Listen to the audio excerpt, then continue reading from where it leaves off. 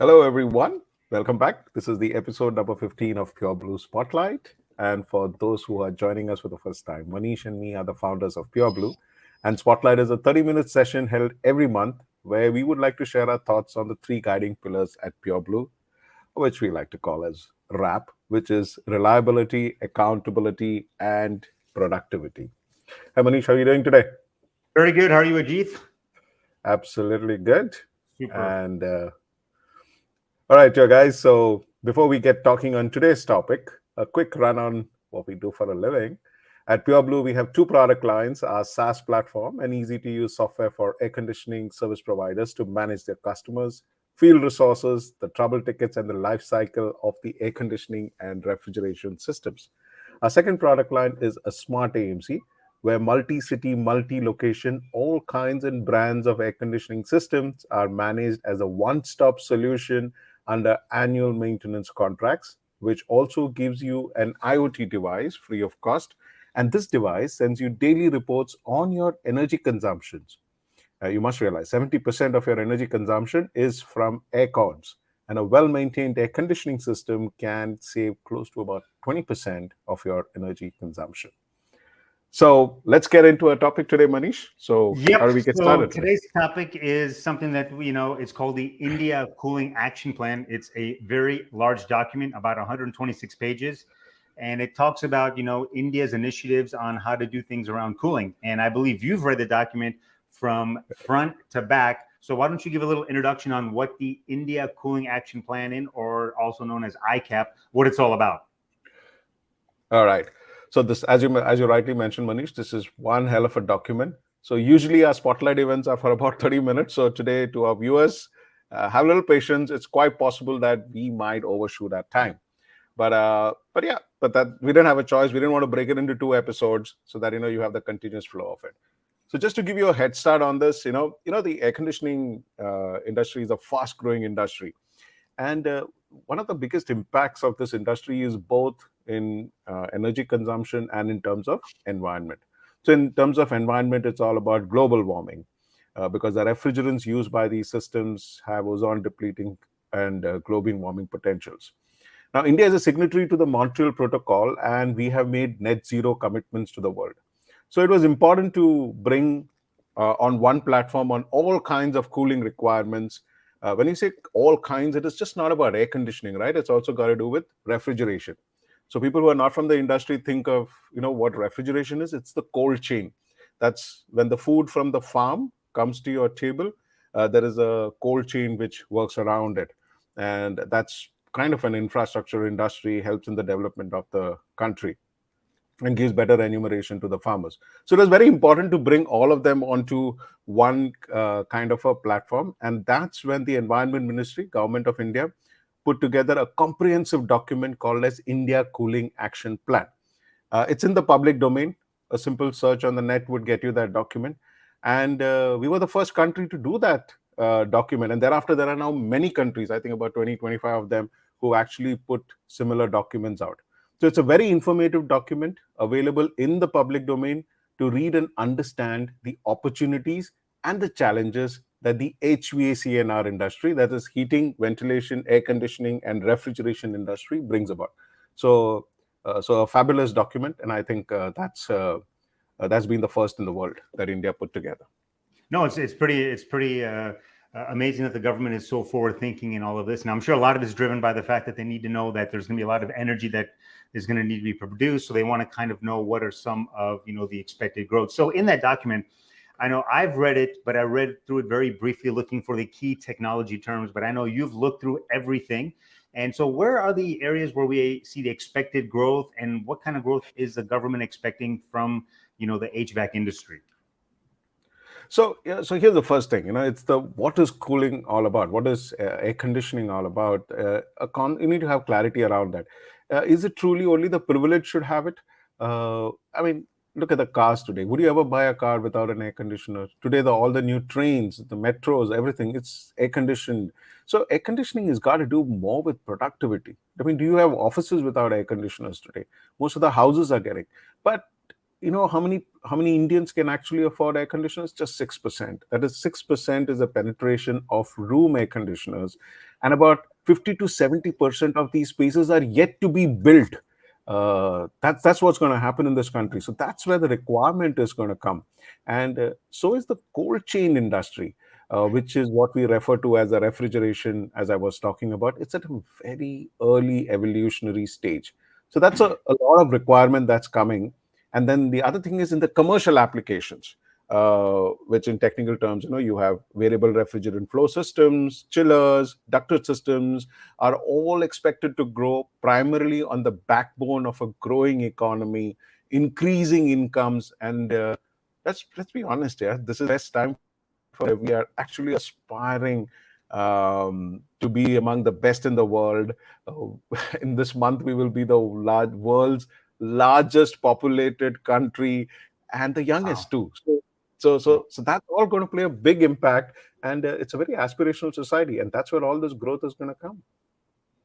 No, definitely. I mean, I think you're right. Is it just for the wealthy? I think that's so wrong because you go to any office, people need to be in a cooled environment, and we are a tropical country. So the fact is, when people say that air conditioning is for the elite, is so inaccurate. So one of the things that I've always misunderstood, and I hope you can shed some light on, is they talk about global warming, they talk about HFCs, which is hydrofluorocarbons. What is all of that, and what is the real environmental impact? Because I hear it at a high level, I'll hear snippets, and I kind of understand, but I kind of don't. And I do believe this report has addressed some of that. So it'd be great if you could talk a little bit about that as well. Sure. So refrigerants, primarily a typical user who's a residential user or anybody would say the gas. They call it as the gas, the air conditioner, the gas in the air conditioner. But it's actually a refrigerant. And that's a very important component which helps in the cooling of these air conditioning systems. So around the year 1992-93, I think, the Montreal Protocol took the initiative to phase out chlorine-based refrigerants. And as they contributed to the ozone depletion. And thereafter, it was the HFCs, what you spoke about, hydrofluorocarbons, were introduced. Now, when the HFCs were introduced, the problem again here is they have a huge global warming potentials. Now, there are different kinds of refrigerants. There is a chart out which tells you what is the global warming potential of each of these refrigerants. Some of these can be flammable gases. So, very complex industry by itself. It's driven by patents held by a few companies. And what we will have to move more towards is a stable refrigerants. It's possible that some of it might be flammable. Now, the challenge that you have is one is on the environment condition. But now, if you have refrigerants which are flammable, in our country, we don't even have trained and certified technicians. Anybody can, I mean, you're presuming the guy who comes into your house to fix an air conditioner or in your office is a trained guy. But this country does not have a certification programs. So that's a huge challenge that we have. And how do we bridge that challenge? And the other thing is the recovery of these refrigerants. Now, chlorine-based refrigerants are being phased out, HFCs are being phased out, but all the equipments that is there already installed already have these gases. The life of equipment could be about 10 to 12 years. So when you replace these machines, what do you do with these refrigerants? Are you going to just let it out into the atmosphere, into the environment? Or typically what needs to be done is it needs to be recovered. Now, where is the incentive for someone to go and recover these refrigerants? We don't have a plan around all these things. And even if a government says that, okay, we are going to incentivize you, nobody knows where these machines are. There is no data available within this industry as to where these machines are, what is the age, what is the condition of the machine. So I think a lot of these problems, technology will help on the way forward, how the industry gets digitized, how we plan to actually bring in connected devices. All of that is going to make a big, huge difference from an environmental impact on air conditioning and its services. No, I agree on the technology side, because when I read that report, a lot of it was technology driven, which was very surprising and very encouraging to see that the government understands that the key way to solve a lot of these. Not everything, of course, can be solved with technology, but I think a good chunk of it can be done with technology. So within the report, though, let's kind of go back to, some of the growth metrics, some of the growth numbers. What are some of the expected, growth numbers in the area of space cooling? Right. So space cooling is primarily the largest, right? When you say space cooling is your house, your space that we live in. So if you really look at it, currently it's about 5 crores to about 6 crores, a little less than 6 crores or 50 million is approximately the installed capacity. That is the installed air cons as of now. And now that is expected to grow 8 times in the next 2 decades. And this growth is both in urban and rural India. Now, this makes the problem extremely complex with the need for trained and certified manpower and the end of life equipments and the refrigerants in them. Now, I personally feel like Manish, when we've been discussing, that's a very complex problem. This needs to be addressed from a long term interest of the country as well as the industry. Now, this is a problem that needs to be fixed. And you and me have been always discussing, how at Pureblu we could potentially play a very important role in solving this issue. No, definitely. I mean, that's one of the reasons why, I just think it's so great on the HVAC side that technology is playing such a key role. And, a perfect example is, this is an old saying that General Electric GE used to say is, if you don't measure, how do you improve? And I think that's the same thing that we're seeing with the HVAC industry right now is if you don't identify, you don't monitor, you don't control, I mean, how do you get anything, how do you know how to make it better? So an example would be like you talked about the refrigerants. If you, first of all, don't even know where your machines are located or how many machines you have, how can you even understand how do you fix it? And then once you have an understanding of the type of refrigerants that are out in the field, then you can come up with training programs that address that. So if you've got 80% that are, refrigerant type A, then it's probably better to throw money at solving that first than the other ones. And I think that's where the whole Pureblu platform comes into play. Is it's not only just a way to make the consumer's life easier, whether it's on the retail, commercial, or large enterprise side, but it's also a way for, where we have a lot of information where we can actually help with the government's initiatives, large scale, on how to phase out certain types of refrigerants. So that's kind of what I feel now. So, you talked about space cooling, which was, interesting, but I also feel, though, this is what is unique about India is the amount of commercial space that's going to increase is probably going to be a lot more. Because previously, when you said you had a big office, I'll give you an example. The business district of India, the financial district, used to be Nariman Point. And if you see those offices, they're all like 400 square feet, 500 square feet, maybe 1,000 square feet. And then people would aggregate like 10, 15 of these offices to make a big floor plate. But that is no longer the case. Now everyone is now moving to a place called Bandra Kurla Complex, and those are massive, 15-story buildings with 50, 60, 80,000 square foot floor plates. So I'm assuming the document, the ICAP, talked about commercial spaces. Can you tell us a little bit about that as far as the growth around that? Yeah, it's a very detailed document. It kind of speaks on various sectors, and on commercial spaces, it kind of tells you. Based on the real estate growth that is planned, it's about 5 to 6 times. This document says that based on the projected real estate space. And here again, the challenges is around energy efficiency, right? Because in any large application, like a large commercial office, 70% of the energy consumption of a facility is just from air conditioning. And here's another big concern post-COVID, indoor air quality, which affects the health of the occupants. And that's another area that's been completely ignored and is just catching up very fast. So the indoor air quality. And when you look at these problems and you realize this one thing, both this energy efficiency and the IAQ or indoor air quality, technology can fix that, and you at Pureblu, we've actually ideated around this. Yeah, we have. No, I'm kind of laughing around indoor air quality because in Bombay, we've been very fortunate not to have really bad air quality. And we always look at Delhi going, oh my God, Delhi has really bad air quality. But as you know, this past week has been some of the worst air quality. And in fact, this past Sunday was the Mumbai Marathon. And the one thing that everyone said was the weather was the best ever, cool temperatures. So everyone had some really good running times.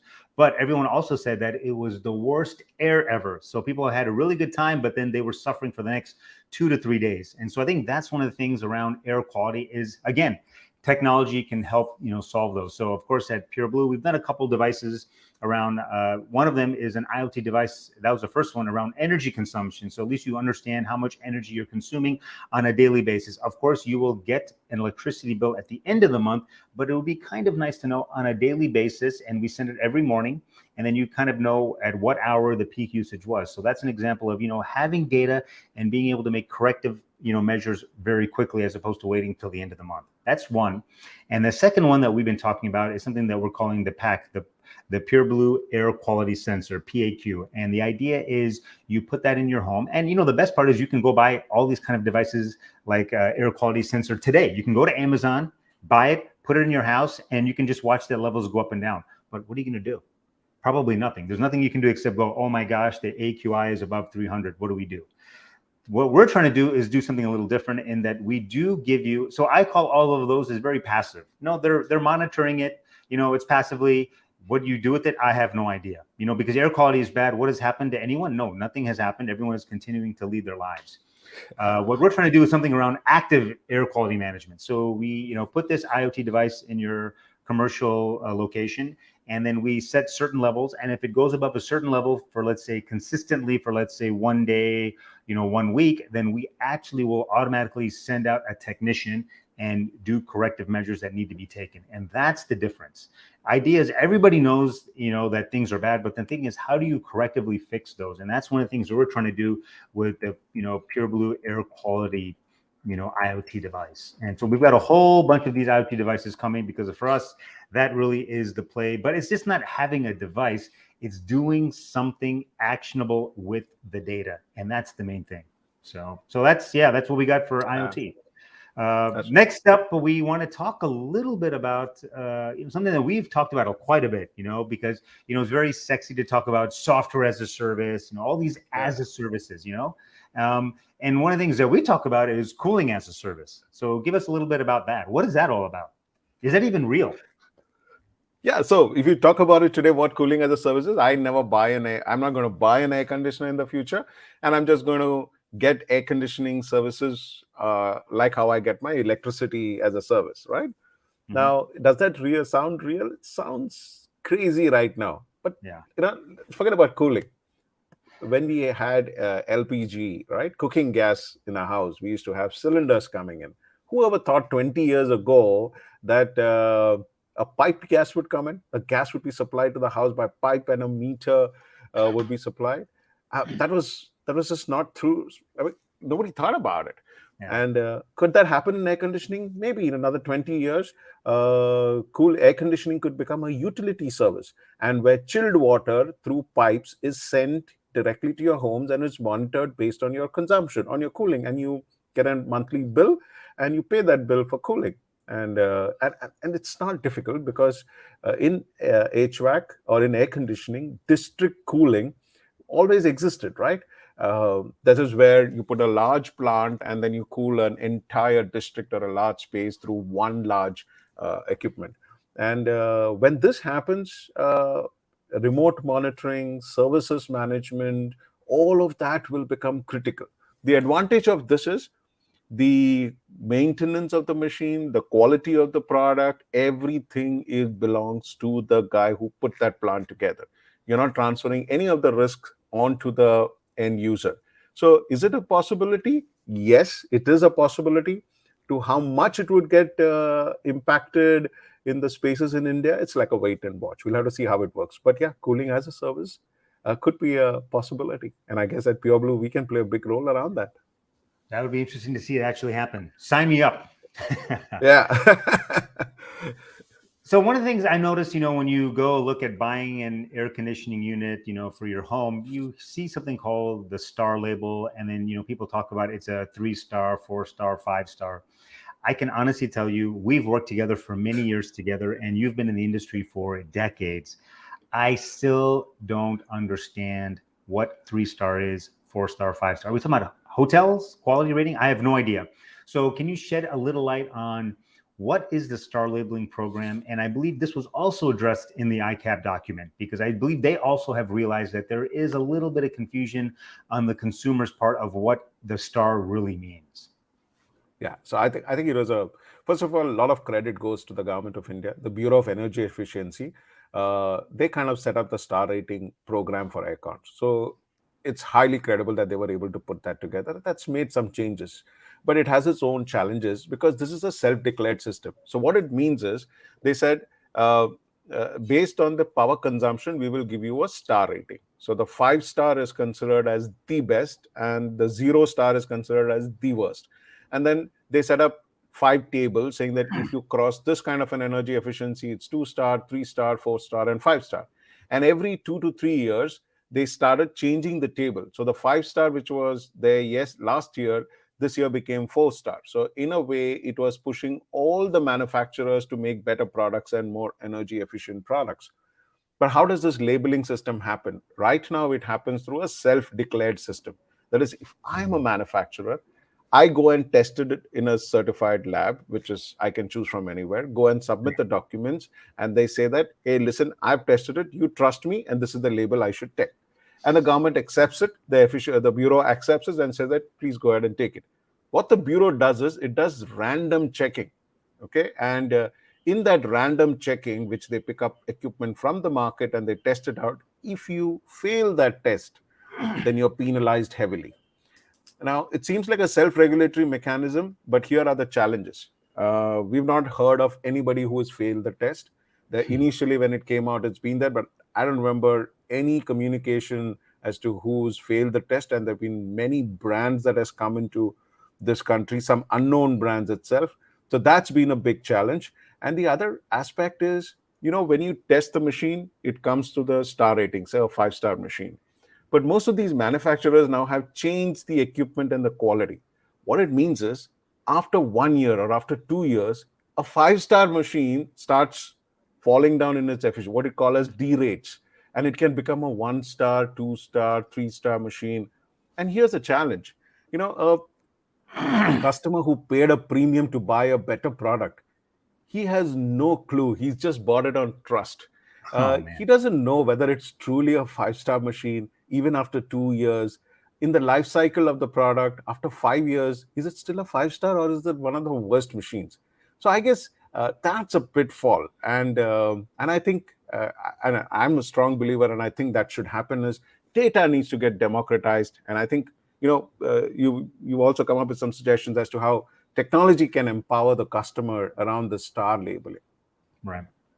Again, I know we've just talked about it previously, but having real-time information is the critical thing. Like I said, everyone gets an electricity bill at the end of the month, but there's nothing you can do with it, because you've had 30 days previously, and you can't remember like what day you thought you used it or didn't use it. So the idea is, when you are able to monitor each individual machine, and let's say you have 100 machines of the same brand, same model, then you've got that cohort. You can actually take a look at, out of these 100 machines, 98 are doing very well, and these 2 are not.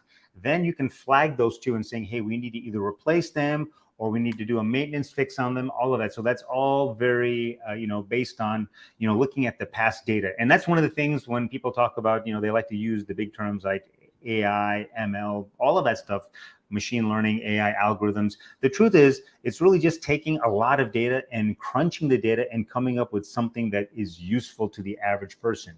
I would say, 15, 20 years ago, you might have had a lot of potential data, but, when you're doing it in Excel and you don't have computers to do it, it becomes very difficult. So that's really what we're saying, democratizing all of this IoT data, having it coming in and then doing something based on it, something that's actionable and accountable. That's the whole idea of it. And that is going to be playing more and more. An example of it is, growth drivers around the cold chain and refrigeration, if you can talk a little bit about it. But before you get to it, is a lot of that will be driven by IoT, because you need to know the temperature setting. You need to know how something moved from one unit to a second unit. So all of that needs to play, and you can monitor all of that using, technology and IoT devices. Sure, that's right. It'll be an exciting space to actually work in. Where one is on the star labeling, and like how you said about the cold chain and the refrigeration. very few people understand the impact of refrigeration other than the people who are in the industry, or what a cold chain means. Now, you know, before I get into cold chain, the government of India has been focusing heavily on infrastructure. They celebrate when a huge highway comes in, or a 4-lane highway, they're marketed. In a way, that's great, because that is going to be the lifeline of this country. And you must speak to a lot of the other people who are outside the cities to understand the impact of what a big 3-lane highway does when you have to move fruits, vegetables from the farmland to the market area, because these are perishable items. You don't want it to be stuck somewhere, or because of bad roads. And the truth is, 25 to 30% of the farm produce in our country gets wasted. And that's the big challenge that you have. And on one hand, you're saying the farmers are not getting value for their money. You're subsidizing them. That's the taxpayers' money going, and 30% of their produce gets wasted. Now, if they have a extra yield, if there is a great bumper year, I mean, where do they store this extra? I mean, we don't require them. Where do we store it? Because we might need it for some time later. And you have seen earlier news, the tomatoes being thrown, wasted away, milk being wasted away. And of course, the milk revolution couldn't have come in this country without the cold chain. And that's the big cold chain that's going to happen and it's at a very early stage. Now, here is the whole thing. These pack houses, or these cold chain, what you call houses, they come from the harvest area at the farm. So as soon as they're harvested, they need to be taken. Then they're transported in reefer vehicles, or transport vehicles, which are part of the cold chain. Then they reach warehousing, or then they get into the retail, which is the supermarkets that you go, till it reaches our homes. Our homes have got refrigerators, but from the farm to the refrigerator, it is kind of broken. It is just evolving. And these pack houses, or these cold chains, need to be maintained at a certain temperature of accuracy and certain humidity of accuracy. Now, in all of this, what happens if the cold chain breaks? It needs maintenance. It needs quick support. It needs monitoring, constant monitoring. And IoT will play a very big role. Now, reefer trucks, or transportation cold chain trucks, is actually only 50% of the actual requirement even today. And there are complex problems around that industry which is happening in terms of maintenance, failures, and everything. And they need to be on continuous monitoring. And the concept of what is fresh, and customers will here's the best thing, the concept of fresh. I want to actually talk a little about it. How do you actually pick up and say that the vegetable is fresh? I mean, however good cook you are and however good chef you are, you're looking at the color, the touch and feel, and everything. Now, just imagine how the next millennial is going to actually decide how it is fresh. I walk into a supermarket. There is a QR code on that half a dozen apples. I use my phone and I scan the QR code, and it immediately pops up as to when was this fruit harvested, where was it harvested, from which farm, and from the time there till what it has reached, what is the temperature and humidity it went through.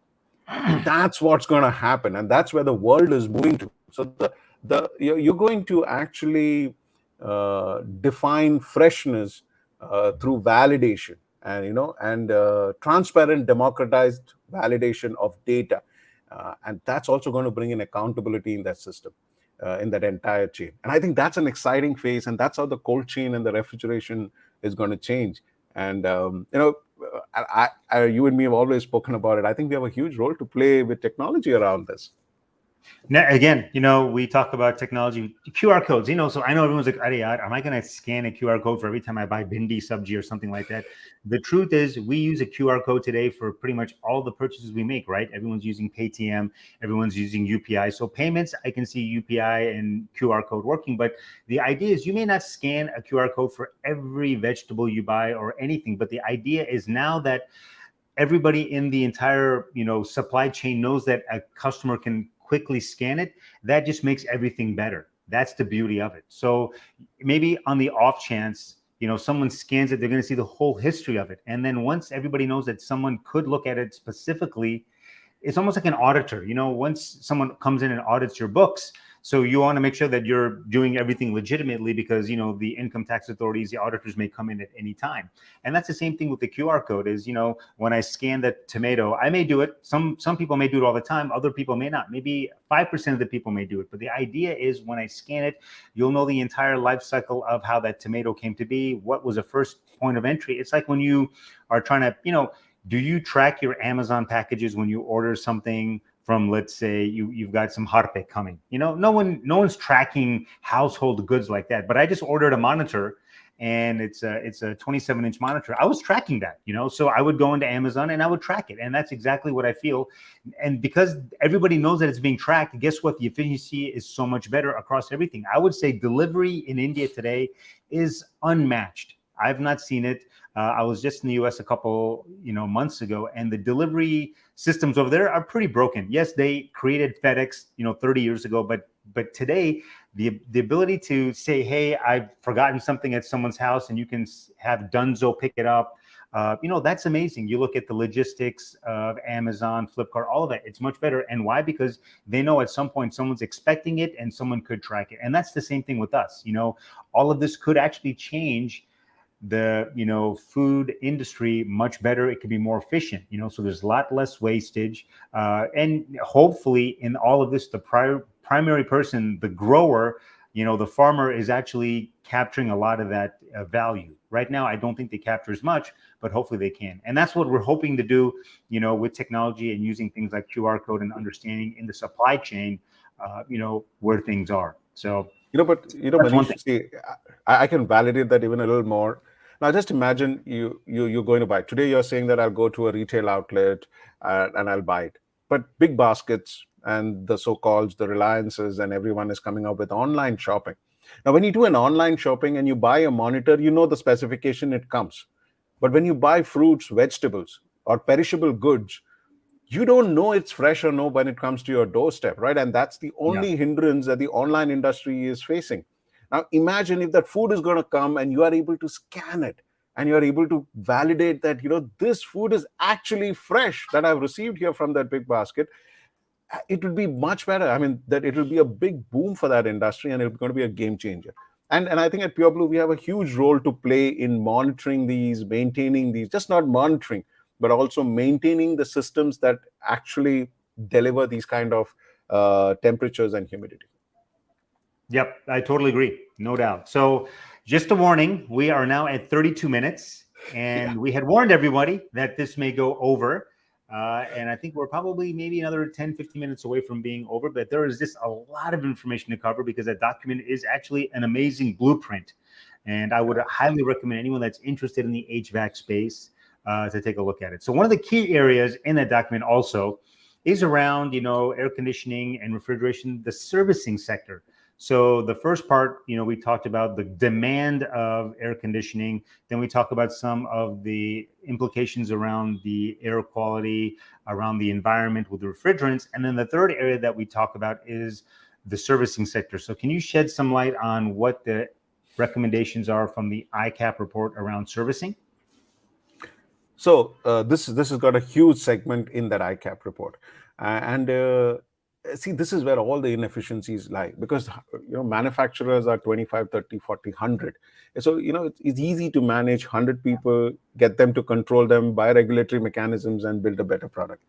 But a mechanical item requires constant support, and the entire industry is highly unorganized. Thousands of people working around it. And that's the big challenge. So primarily, there are three parts to the entire thing: commercial air conditioning, room air conditioning, that's your house, and refrigeration servicing. And everything is around technician skilling and certification. And this is a huge bottleneck. This is the biggest problems. And trust me, our technicians are not well paid. They do not have access to training, and there is no certification program. You're dealing with high pressures of refrigerants, high voltage of electricity. I think it's even more dangerous to handle a air conditioning equipment than driving a car. Wow. Cars have got so automated that it's still safer, and you have a license around it. And here in this country, we do not have a certification program. Now, this is where the main root cause of the problem of energy efficiency is due to poor installation and maintenance. And this impacts the sustainability, as most of these guys do not understand. Or you talk to a technician, he's fighting to make a living, and then you're going to talk to him about environment, recovery of refrigerants, end of life equipments, and tech. I think it's a long way to go. This is a very complex problem, and I guess that's what actually, when we looked at the ICAP, we realized this is the entry point for technology to enter into the space, and that's how we got going, right? Yep. Well, the truth is, I believe your decades of experience led you to building the Pureblu platform. And one of the key areas I think I always hear you talk about is, the servicing side, the human capital, the human manpower, all of that, where it's very tough. So the idea is, we built the Pureblu platform. Every technician will have an app. They do have an app today, and then they will get specific training based on something. So if they get a very difficult, let's say, air conditioning complaint, they will get a training video given to them. They can look at the training video, and then from that, they can actually proceed to fix it. And so the idea is, they do that, and then they do that enough times, and they get, remuneration. We give them a badge, they get a certification, all of it. So the idea is, I think no one is saying we shouldn't pay the technicians money, but the idea is let's pay the ones that are doing above and beyond. So the whole idea is we shouldn't just have a flat rate. It should be based on who's doing better work and showing better leadership. They should obviously get paid more. And then the ones that are kind of just freelancing, let them, come and go into the platform, kind of like a gig economy. And that's really, I think, the whole idea of, the servicing sector is it needs to change, give, better training, more qualified training, have industry experts come in, talk about it. And I think that is definitely going to happen with us because we have access to the data. That's the most critical thing. Like I said, if you don't have data, you don't know what sort of equipment, people are servicing. Once I can say, what, if I have a technician, his name is Manoj, and Manoj is doing 85% of the servicing on Daikin room air conditioners, then I can say, what, this guy, let's really give him more training around Daikin room air conditioners and get him to be the expert, and then he can actually move from like one location. He could maybe be the expert for the city. And then people come to him saying, Ariyad, I got this really difficult thing. Can you help me? That's what we're trying to get to, is really use technology to help everyone.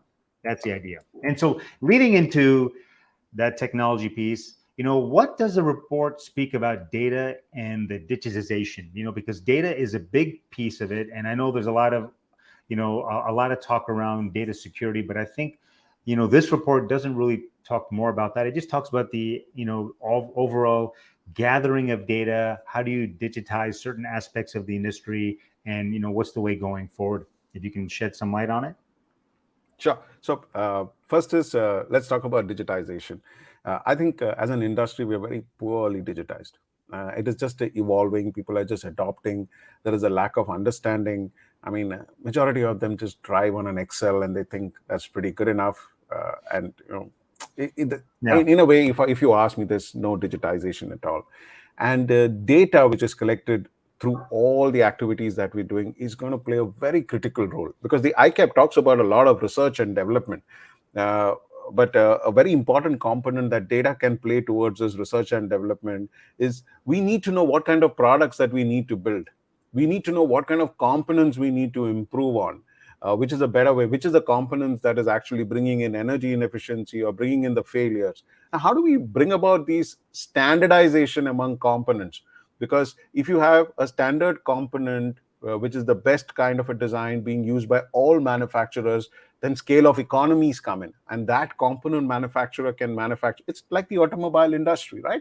They've done a brilliant job in standardization. There's a huge component ancillary unit that has been built around, and you have such brilliant models and evolution that's happening around that industry.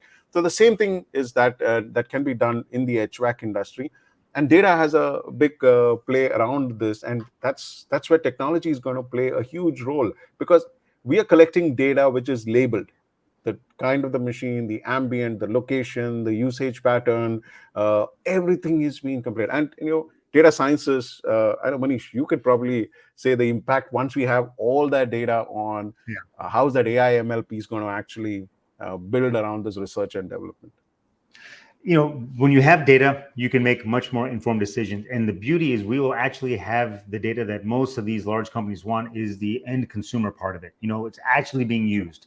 So imagine, we have got over, let's say, 1,000, machines or 1,000 VRFs installed all over the country for a certain brand, let's say brand X, and then we can actually we can go to brand X and say, hey, would you like the consumption data, the usage data, the breakdown data of your specific model for brand X? And for that, they can actually improve it. And we can actually tell them, what, this, your certain model number A is working very well in most parts of the country, but for some reason in this part of Bombay, it's not working. And then when we do the analysis, all that, we can maybe find out that, because it's the salt in the air from the ocean that's maybe making certain parts corroded much faster than if the parts or that machine is inland, let's say in Pune or Hyderabad. So that is really going to happen when you have lots of data on the platform and you can start using these predictive models.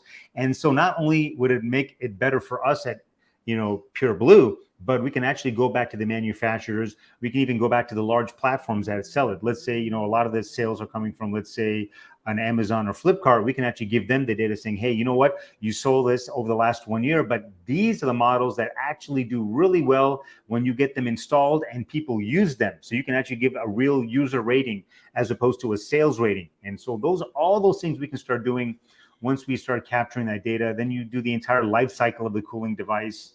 So from the installation point to running it for, let's say, 5 years, then we'll also know how many hours, so that's a big thing. One of the things that, most, HVAC providers do is they'll do like a maintenance contract based on I'll come once every 3 months, once every 6 months, or once a year.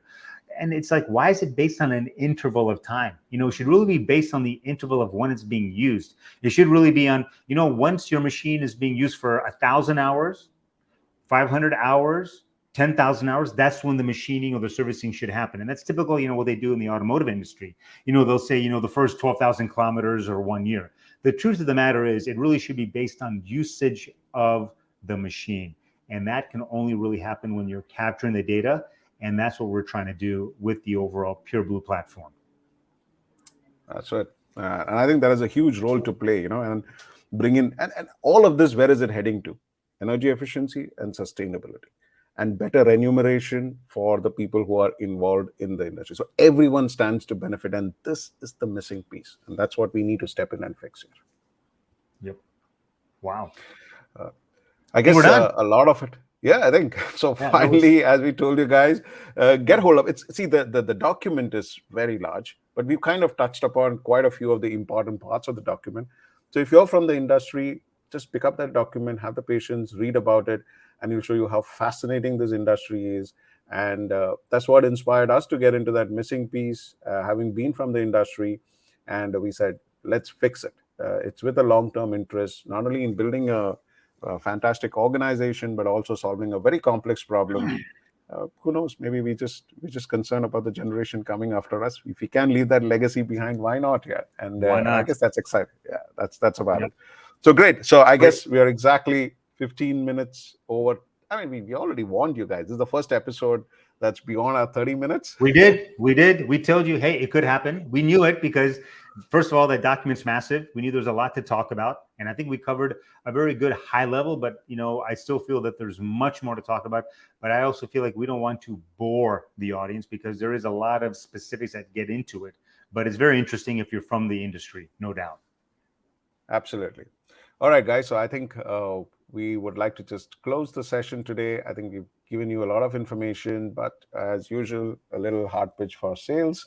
So if you are from the HVAC industry and you want to use a platform pretty much across the globe now, so we've got international customers who are using our platform. So whichever part of the world you're from, drop in an email to us and we will give you an online demo of the platform and we will tell you how you can actually improve your services and build a better organization if you are in the HVAC space.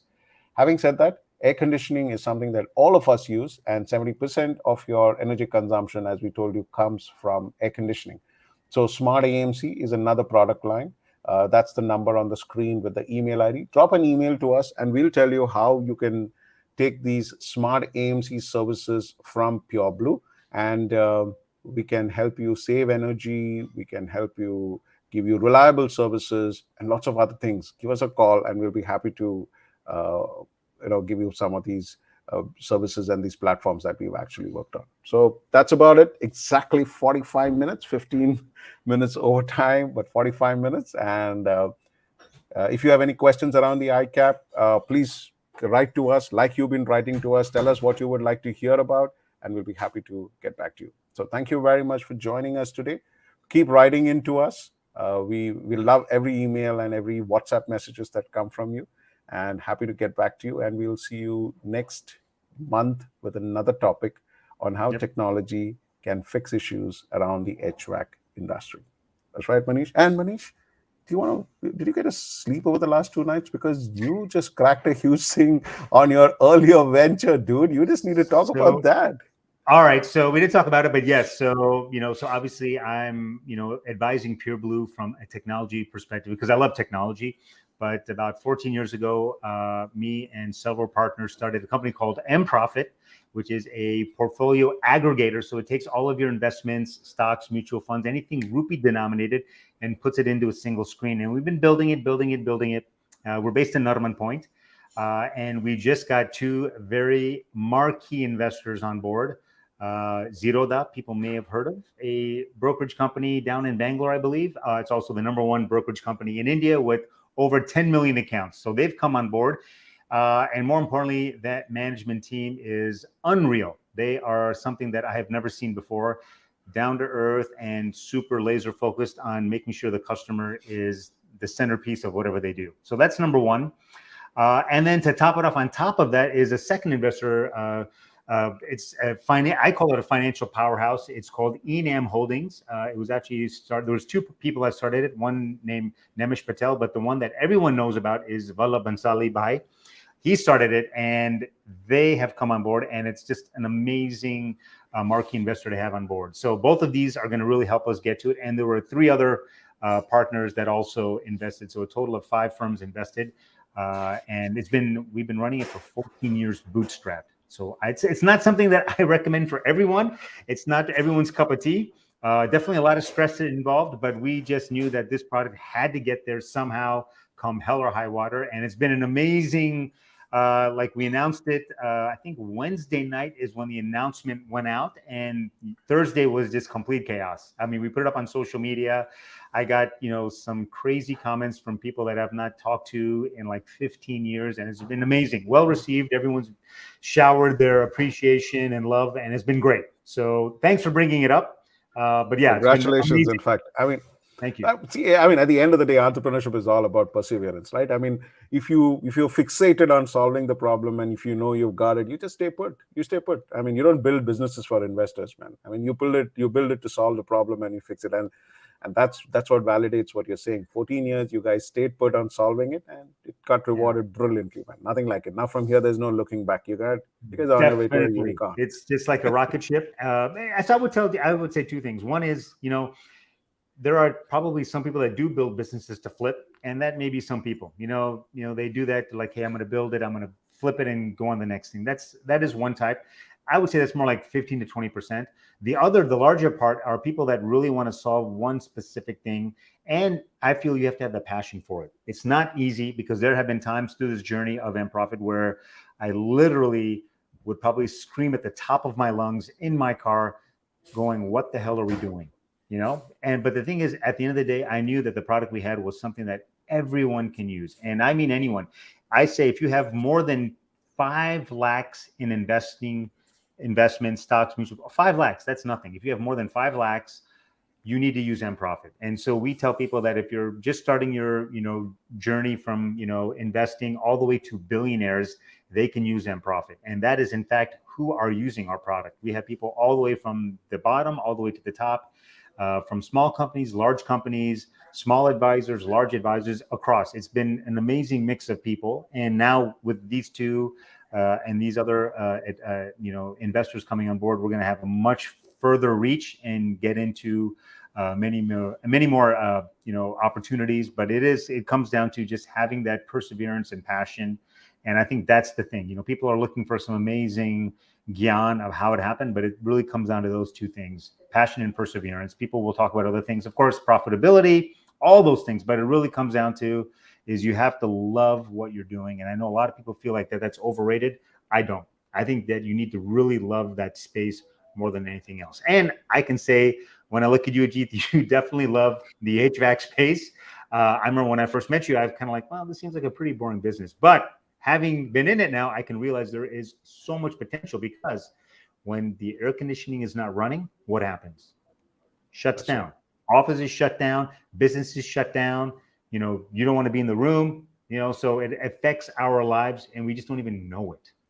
So, but anyways, thanks again for bringing it up. And yeah, it's been an amazing 48 hours for sure. Congratulations to you and the entire M-Profit team. Thank All you. right, guys, great.